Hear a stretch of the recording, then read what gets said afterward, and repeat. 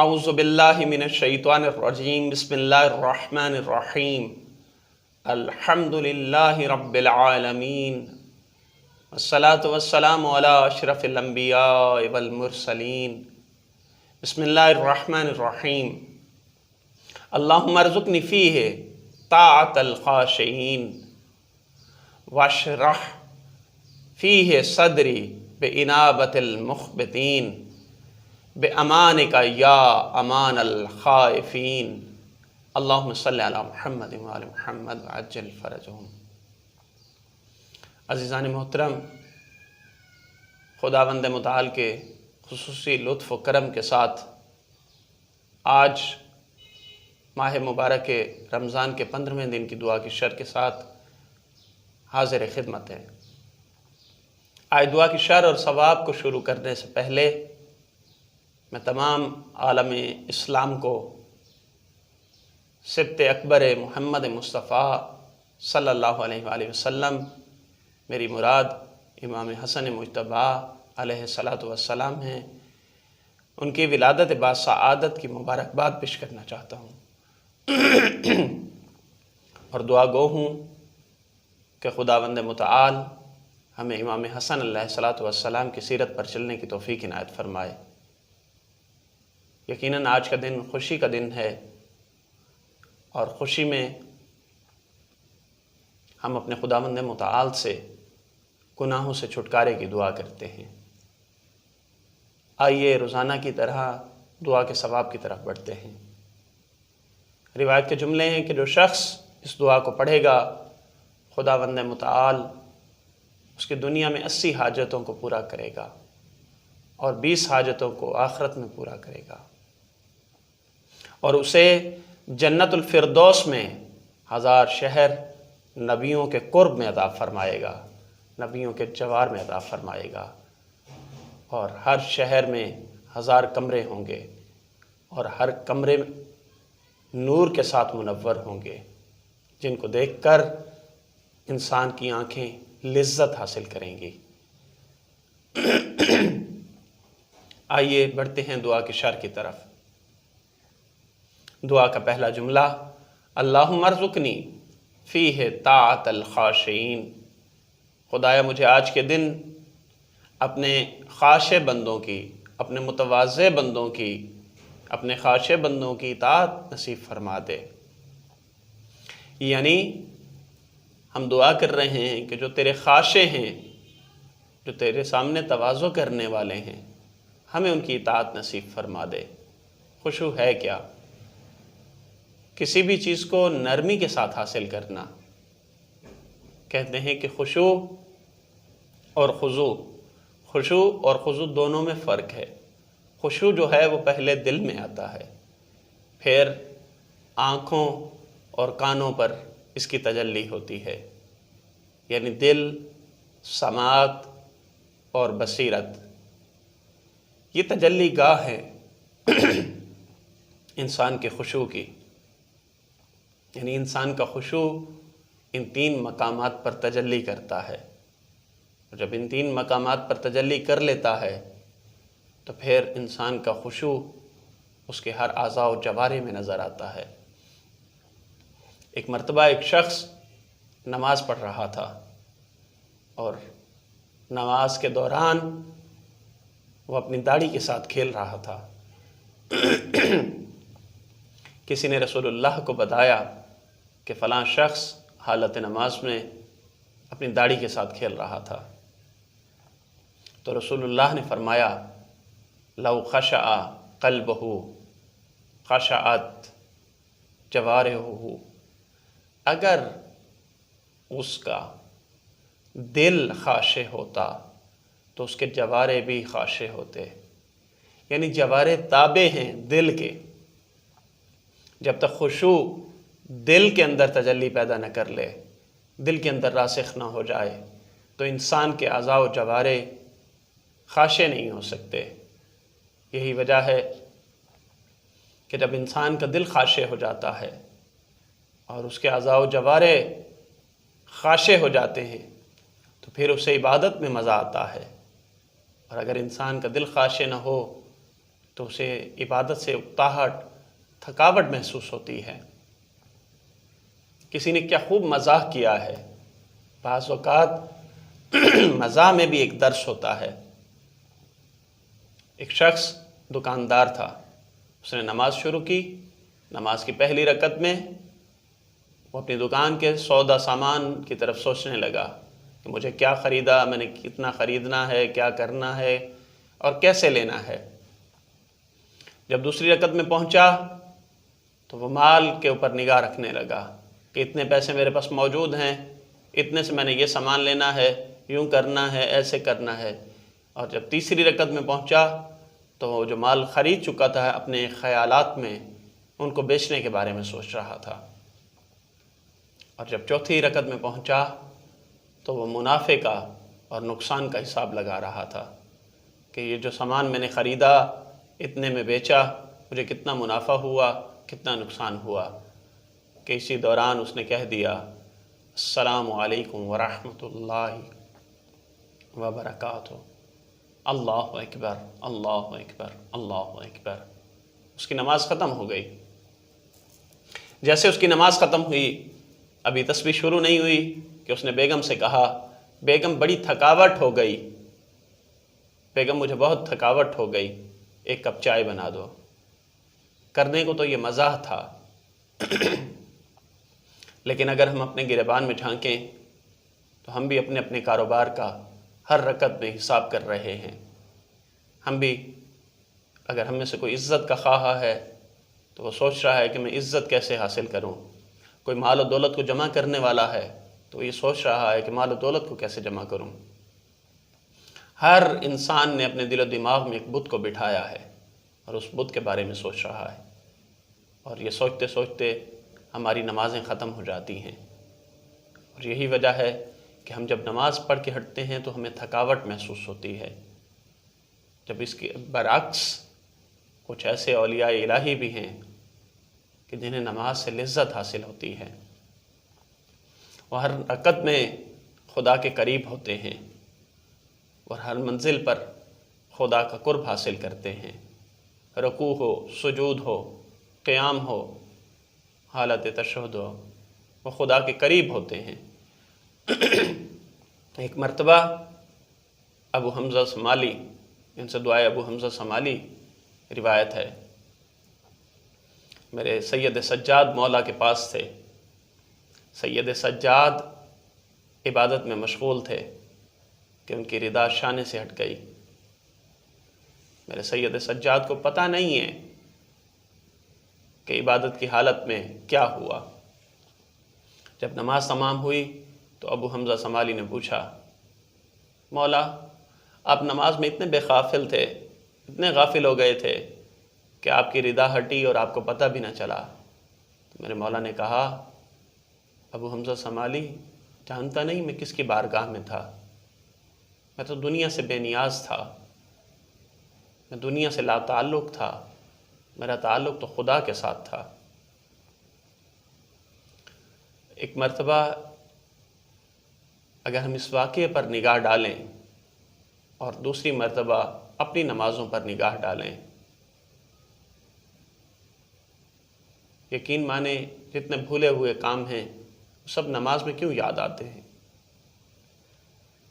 اس لیے کہ شیطان غافل کرتا ہے، اس لیے کہ ہم نے خدا کے ساتھ اپنا رابطہ باندھا ہی نہیں ہے۔ جب ایک مرتبہ اس کے ساتھ تار مل جائیں، جب ایک مرتبہ اس کے ساتھ رابطہ بن جائے تو پھر نماز میں ایسے لطف آتا ہے کہ اگر ردا شانے سے ہٹ جائے تو پتہ نہیں ہوتا، گھر میں آگ لگ جائے تو بھی پتہ نہیں ہوتا، بچہ کنویں میں گر جائے تو پھر بھی نماز جاری رہتی ہے، اور تیر اگر پاؤں سے نکل جائے تو بھی نماز جاری رہتی ہے۔ ملا آخوند کاشانی، ملا آخوند کاشی کے بارے میں ایک روایت مشہور ہے۔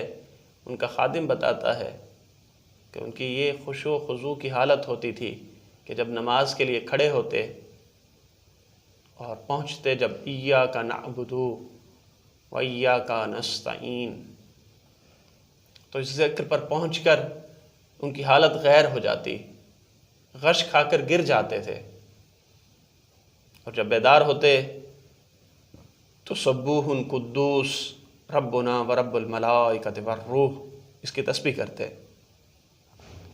جو خادم ہمیشہ ان کے ساتھ ہوتا تھا وہ بتاتا ہے کہ جب وہ اس ذکر کی تسبیح کرتے تھے تو مدرسے کے درخت ان کے ساتھ اس ذکر کی تسبیح فرماتے تھے۔ جو حالت خشوع و خضوع کی ملا آخوند کاشی کی ہوتی، وہی حالت درختوں کی ہوتی۔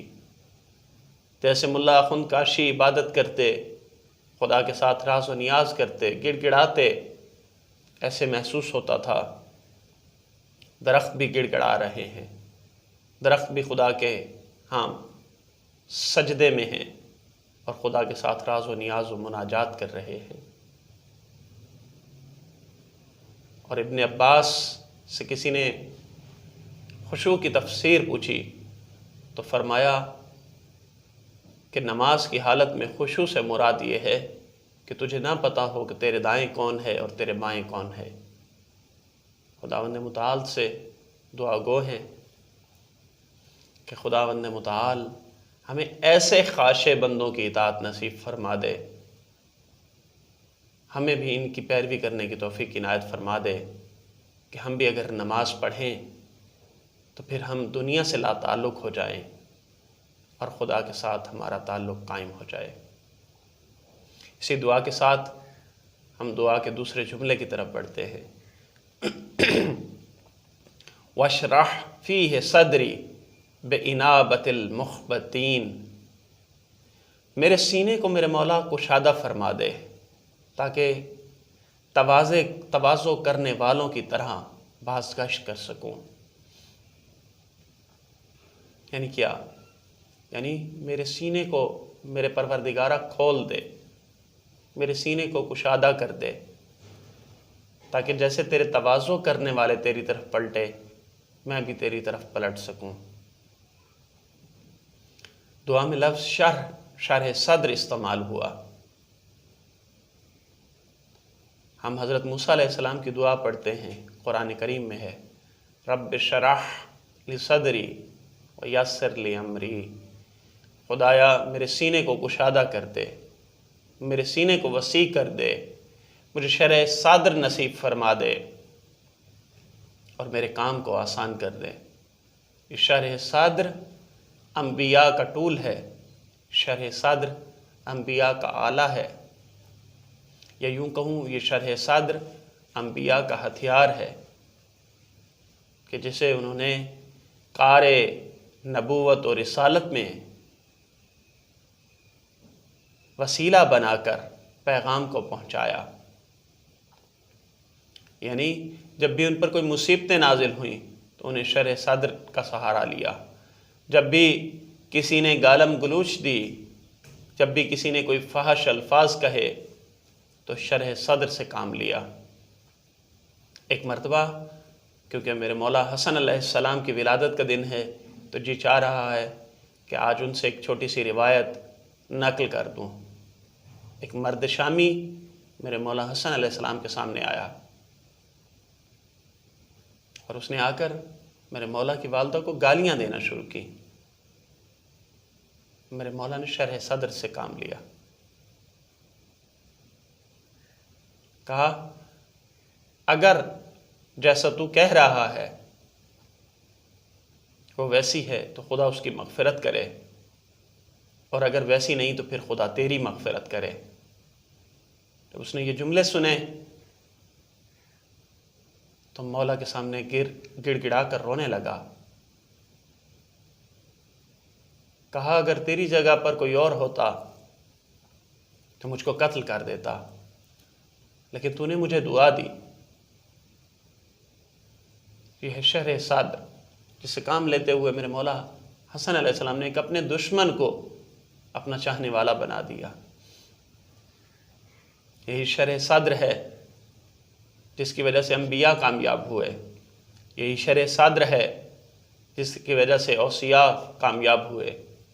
کیا ہم اس واقعے کو بھلا سکتے ہیں کہ جو عورت ہر روز میرے محمد مصطفیٰ پر کوڑا پھینکتی، ہر روز میرے محمد مصطفیٰ کی توہین کرتی، جب ایک مرتبہ اس نے کوڑا نہیں پھینکا، جب ایک مرتبہ اس نے گندگی کو میرے مولا پر نہیں پھینکا، میرے مولا پریشان ہوئے، خدایا اس کی خیر ہو، آج وہ موجود نہیں ہے۔ پوچھتے ہوئے اس کے گھر پہنچ گئے، دیکھا تو وہ بیمار ہے، بستر پر لیٹی ہے، اس کی تیمارداری کی، اس کے گھر میں جھاڑو دی، اس کے گھر پانی بھر کے رکھا۔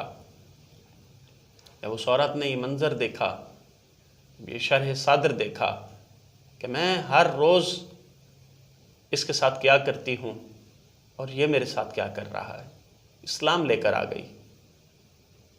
یہ شرح صدر انبیاء کا وسیلہ ہے، شرح صدر انبیاء کی ڈھال ہے، شرح صدر انبیاء کا ہتھیار ہے۔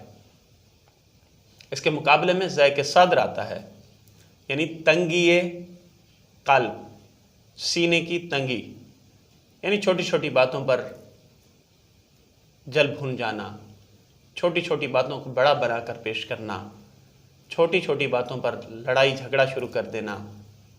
اور آج ہم دیکھتے ہیں کہ ہمارے گھروں میں شرح صدر کی کمی ہے، جبکہ ضیق صدر فراوان ہے، جس کی وجہ سے ہر گھر لڑائی کا شکار ہے، ہر گھر مصیبت کا شکار ہے، ہر گھر آفت و بلایات کا مرکز بن چکا ہے، کیونکہ شرح صدر نہیں ہے بلکہ ضیق صدر ہے۔ یہ شرح صدر انسان کو سعادت و بلندی تک لے جاتا ہے۔ ہم دیکھتے ہیں کہ گھر میں ماں بہن، باپ بیٹا، بہن بھائی، ساس سسر، بہو داماد، چھوٹی چھوٹی سی باتیں لے کر بیٹھ جاتے ہیں اور انا کا مسئلہ بنا لیتے ہیں، کیونکہ ضیق صدر ہے، شرح صدر نہیں ہے۔ اس دعا کے ساتھ کہ خداوند متعال ہمیں شرح صدر نصیب فرمائے اور ضیق صدر سے ہمیں دور فرمائے، ہم دعا کے آخری جملے کی طرف بڑھتے ہیں، اور وہ آخری جملہ کیا ہے؟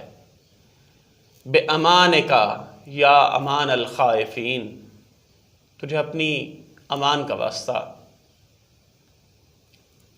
اے خوف کھائے ہوئے لوگوں کی امان کا، اے خوف کھائے ہوئے لوگوں کی آماج کا، تجھے اپنی امان کا واسطہ ہمیں شرح صدر نصیب فرما، تجھے اپنی امان کا واسطہ ہمیں ضیق صدر سے دور فرما، تجھے اپنی امان کا واسطہ ہمیں خاشعین کے اطاعت گزاروں میں سے شمار فرما۔ اور دعا کے یہ جملے اگر ان پر توجہ کی جائے تو خوف انسان کو کس چیز کا ہے؟ قرآن کے واضح الفاظ ہیں، الا ان اولیاء اللہ، آگاہ ہو جاؤ کہ جو خداوند متعال کے اولیاء بندے ہیں، ولا خوف، ان کے لیے کوئی خوف نہیں ہے، ولا هم یحزنون، اور وہ محزون بھی نہیں ہوتے، غمگین بھی نہیں ہوتے، یعنی ان کے لیے کوئی خوف نہیں ہے، ان کے لیے کوئی غم نہیں ہے جو اولیاء خدا ہیں۔ لیکن ہم دیکھتے ہیں کہ اولیاء خدا خوف بھی کھاتے ہیں، اولیاء خدا غمگین بھی ہوتے ہیں، تو پھر یہ کیسا خوف ہے اور یہ کیسا غم ہے کہ جو اولیاء خدا کھاتے ہیں؟ تو دعائے کمیل میں میرے مولا علی علیہ السلام فرماتے ہیں، صبرت علی عذابک، خدایا میں تیرے عذاب پر تو صبر کر لوں گا، فکیف صبرت علی فراقک، خدایا میں تیرے فراق سے کیسے صبر کروں گا؟ تو معلوم ہوا اولیاء خدا، انبیاء خدا، ائمہ معصومین کا خوف ہمارے جیسا خوف نہیں، ان کے خوف کی منزل جدا ہے، ان کا خوف خدا سے دوری ہے، ان کا خوف خدا سے دور ہو جانا ہے، ان کا خوف ہمارے جیسا نہیں، بلکہ ان کی خواہش تو یہ ہے کہ وہ خدا کے قرب و جوار میں رہیں۔ اس دعا کے ساتھ کہ خداوند متعال ہمیں مادی خوف سے نکال کر معنوی خوف کی طرف لے کر جائے۔ خداوند متعال ہمیں مال و زر کے خوف سے نکال کر اپنے قرب کی طرف لے کر جائے۔ خداوند متعال ہمیں اولاد، بیوی، بچوں کے خوف سے نکال کر اپنے چاہنے والوں کے قریب کر دے۔